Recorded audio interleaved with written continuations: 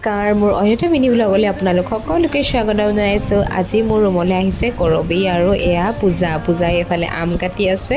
আৰু তাৰপাছত বিয়া পিছবেলা সময়ত আমি তিনিজনী একেখন স্কুটিতে উঠি ফুৰিবলৈ গ'লোঁ। বহুত দূৰলৈ নাই যোৱা দেই, অলপ ওচৰলৈকে গৈছোঁ।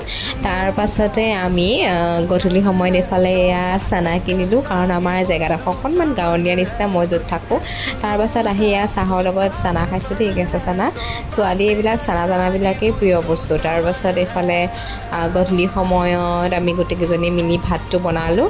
আজি এইফালে ভাতৰ লগত কি আছিলে দেখুৱাম বাৰু আপোনালোকক। আৰু ভাত চাত বনাই আমাৰনো কি ফূৰ্তি লাগিলে, আৰু গানটো লগাই আৰু গোটেইকেইজনী এয়া নাচিবহে লাগিছোঁ। আৰু একদম মানে বহুত দিনৰ মূৰত পাইছোঁ যে ফূৰ্তি, আৰু এইফালে নাচি একদম বাগৰি পৰিলে নহয়, হাঁহি। আৰু এইফালে কৰবী নাচিও আছে, ময়ো খুব নাচিছোঁ।